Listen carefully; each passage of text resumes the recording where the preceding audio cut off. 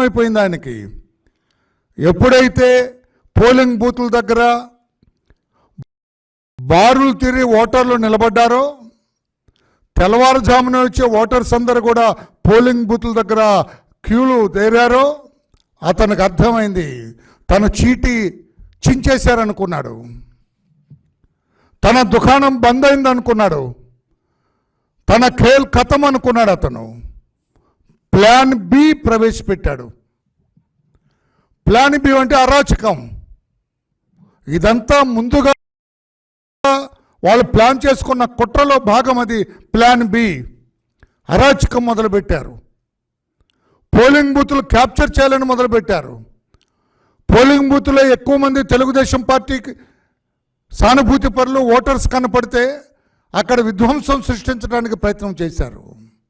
ఈ రకంగా అలజడి సృష్టించి వాళ్ళ ఓట్ల వరకు వాళ్ళు వేయించుకొని మిగతా ఓట్లు పోలింగ్ బూత్లోకి రాకుండా, ఓట్లు వేయకుండా చూడాలని ప్లాన్ బిని ప్రవేశపెట్టారు.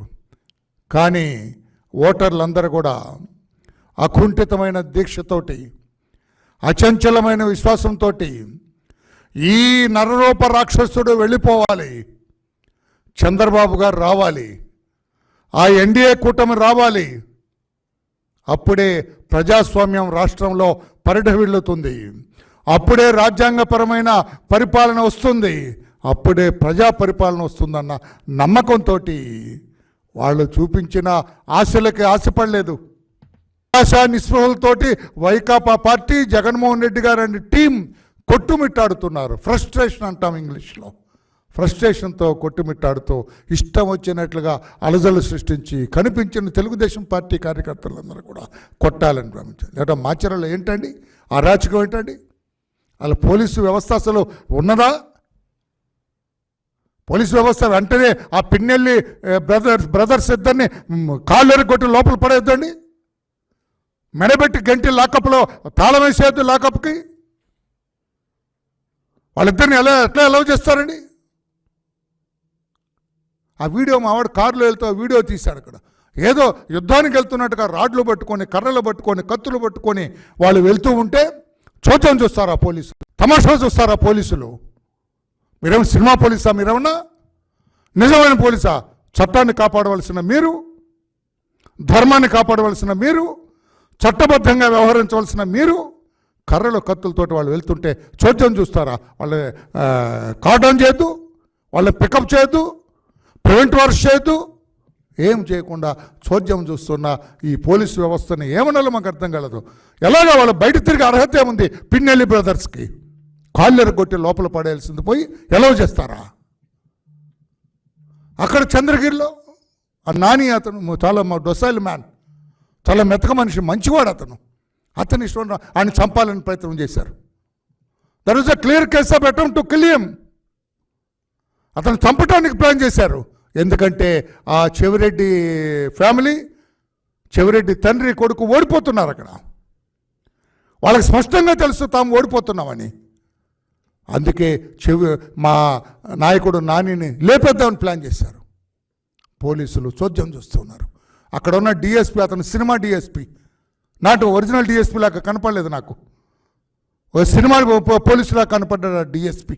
అక్కడ పోలీసులు ఆ చైతన్య రెడ్డి, అతను DSP Chaitanya, most useless police officer Andhra Pradesh రాష్ట్రంలో, మోస్ట్ యూజ్లెస్ పోలీస్ ఆఫీసర్. నేను సారీ, నా నోడుతో అటువంటి పలకను నేను. నాకు ఎప్పటికీ పోలీసులు అంటే గౌరవం, నా ఫ్యామిలీ నా రక్తంలాగా ఫీల్ అవుతాను నేను. అతను ఎంత ఎస్కర్ట్ లాగా తిరుగుతున్నాడు డిఎస్పీ. ఏమే నువ్వు ఎమ్మెల్యే అయితే నాకేంటి, నువ్వు మినిస్టర్ అయితే నాకేంటి, మెడబెట్టి వేస్తావట దెబ్బ లోపల పడతావని చెప్పొద్దు. ఎస్కర్ట్ చేస్తున్నాడు, ఫాలో అవుతున్నాడు పెద్దారెడ్డిని. తీసుకెళ్ళి లోపల పడేయాలా, లాకప్లో పడేయాలా, ఏదో ఊరు తీసుకెళ్ళటం ఏంటి? ఎంత అరాచకం చేశాడండి అక్కడ, ఎంత అరాచకం చేసిన వ్యక్తి అతను. ఈ రకంగా చేస్తుంటే ఇది ఎక్కడే లా అండ్ ఆర్డర్, ఇది ఎక్కడ శాంతి పద్ధతులు అని చెప్పి కూడా నేను అడుగుతూ ఉన్నాను. నేను మాచర్లలో పర్యటిస్తాం మేము. మా కేడర్కి ధైర్యం చెప్పవలసిన అవసరం ఉంది. ధైర్యం చెప్పవలసిన పోలీసులు నిస్తేజంగా ఉన్నారు. శాంతి భద్రతలు సజావుగా ఉన్నాయి, మీకేం భయం లేదని చెప్పవలసిన పోలీసులు నిస్తేజంగా ఉన్నారు. They are staring at the incidents. అందుకే మేము మా కమిటీ వెళ్తాం, కమిటీ పర్యటిస్తాం. మాచర్ల, తాడిపత్రి, నరసరావుపేట, అనంతపూర్, చంద్రగిరి వీటన్నిటిలో కూడా ఈ కమిటీ పర్యటిస్తుంది. అక్కడ ఏమేమి జరిగిందో వాస్తవాలన్నీ కూడా సేకరించి మా చంద్రబాబు నాయుడు గారికి ఒక నివేదిక కూడా ఈ కమిటీ ఇస్తుందని చెప్పి కూడా తెలియజేస్తున్నాం. గవర్నర్ గారు కూడా దయతో రాష్ట్రంలో ఏం జరుగుతుందో కూడా చూడాలి.